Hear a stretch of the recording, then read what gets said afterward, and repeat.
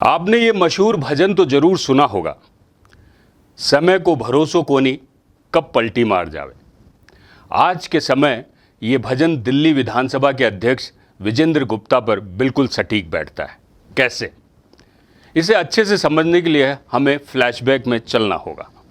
नमस्कार, मैं अतुल एहसास और आप देख रहे हैं हमारा खास कार्यक्रम प्रजातंत्र।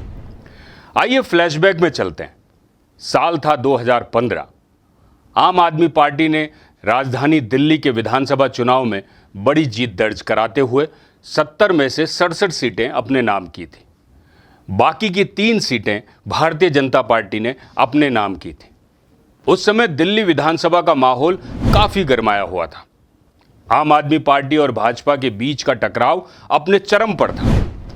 इसी दौरान आम आदमी पार्टी को विधायक अलका लांबा पर विवादित टिप्पणी के बाद विश्वासनगर से बीजेपी विधायक ओपी शर्मा को दिल्ली विधानसभा से 2 दिन के लिए सस्पेंड कर दिया गया था।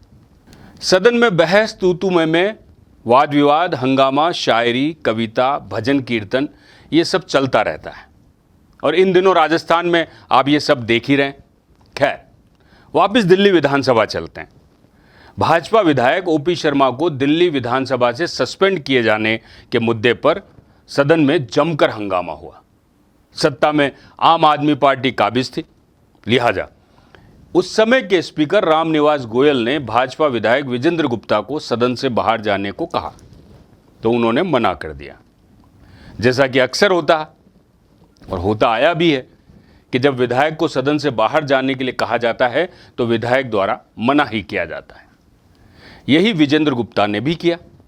बस फिर क्या था, मार्शलों ने उन्हें जबरदस्ती उठाकर सदन से बाहर निकाल दिया। ये पूरा घटनाक्रम साल 2015 का है, जब आम आदमी पार्टी ने 70 में से 67 सीटें जीती थी।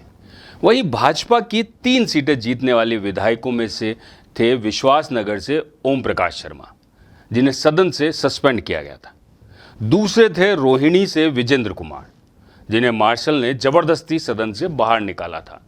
और तीसरे विधायक थे मुस्तफाबाद से जगदीश प्रधान। 2015 में भाजपा के दिल्ली सदन में तीनों विधायक मोर्चा संभाल रहे थे।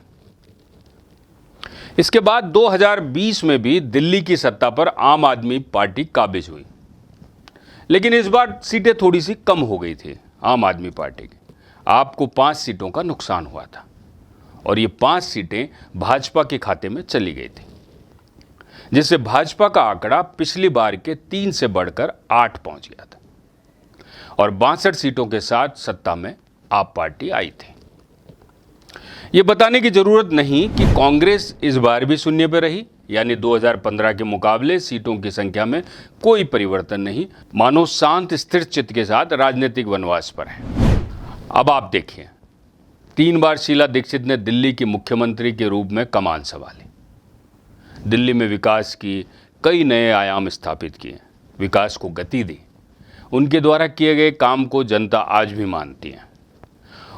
उस काम का जिक्र करती है, ये भी कहा जाने लगा कि कितना विकास शीला दीक्षित ने अपने सीएम कार्यकाल में किया, उतनी दिल्ली में कभी नहीं हुआ।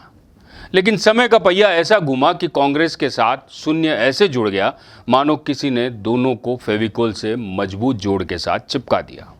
अब इस कहानी का सबसे क्लाइमेक्स पार्ट है, उस पर आ जाते हैं। 2015 में दिल्ली की विधानसभा में जो घटनाक्रम हुआ, जो हंगामा हुआ, उसके करीब 10 साल के बाद समय का चक्र ऐसे घुमा कि बस पूछिए मत। उस समय जिस विधायक को जबरदस्ती सदन से बाहर निकाला गया था, आज भाजपा का वही विधायक दिल्ली विधानसभा के स्पीकर चुने गए।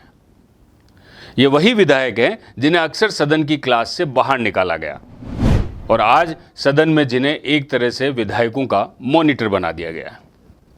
हम बात कर रहे हैं रोहिणी सीट से जीत के हैट्रिक लगाने वाले विजेंद्र गुप्ता की, जिन्हें आज अन्य विधायकों के साथ सदन में शपथ ली।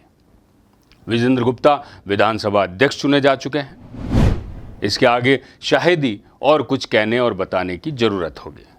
कितना भी थाम लो फिसलता जरूर है, ये वक्त है साहब बदलता जरूर है। ये क्या हुआ, कैसे हुआ, कब हुआ, क्यों हुआ, इस पर कभी और चर्चा करेंगे, लेकिन इतना तो मानना ही पड़ेगा कि समय को भरोसो कोनी कद पलटी मार जावे। प्रजातंत्र की इस पेशकश में इतना ही। आप स्वस्थ रहें, व्यस्त रहें, समय के साथ आगे बढ़ते रहें और देखते रहें अपडेट इंडिया। नमस्कार, जय भारत।